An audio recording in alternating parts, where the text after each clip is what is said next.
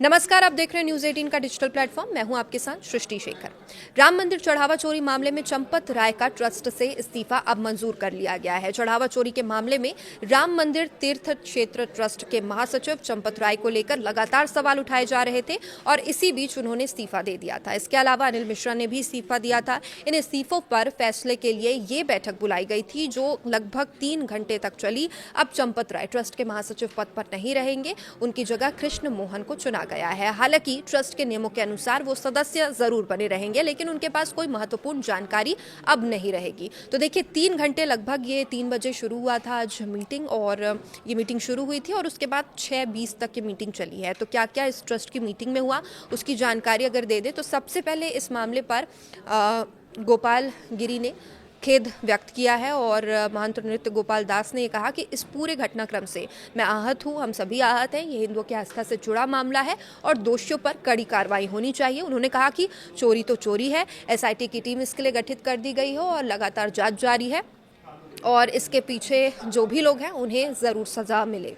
इसके बाद कोषाध्यक्ष स्वामी गोविंद देवगिरी ने मीटिंग का एजेंडा रखा। स्वामी गोविंद देवगिरी ने चंपत राय और अनिल मिश्रा के इस्तीफे पर विचार का प्रस्ताव रखा। ट्रस्ट की बैठक में ट्रस्ट में शामिल साधु संतों की तरफ से कहा गया कि इस कांड की वजह से बहुत ज़्यादा आस्था पर सवाल खड़े हुए।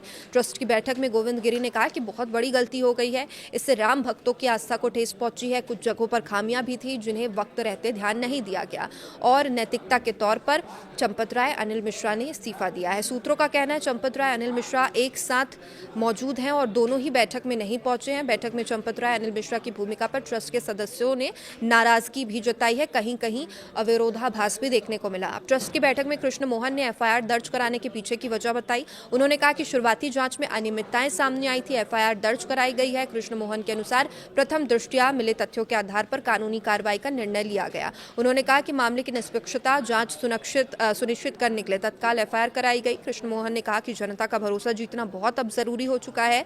ट्रस्ट में बदलाव करके ही भरोसा जीता जा सकता है। और ट्रस्ट से जुड़े सूत्रों का कहना है चंपत राय की जगह विश्व हिंदू परिषद के बजरंग बागड़ा को महासचिव बनाया जा सकता था और वहीं अनिल मिश्रा की जगह नीरज दनौरिया का नाम सामने आया था, लेकिन अब कृष्ण मोहन को महासचिव बना दिया गया है। और उसके साथ ही परमानंद गिरी ट्रस्टी स्वामी परमानंद गिरी ने कहा है कि धर्म की रक्षा करना हम सभी का पहला कर्तव्य है। अब लोग आस्था के साथ किसी धार्मिक स्थल से जुड़ते हैं तो छोटी छोटी बातों का ध्यान विशेष तौर पर देना चाहिए।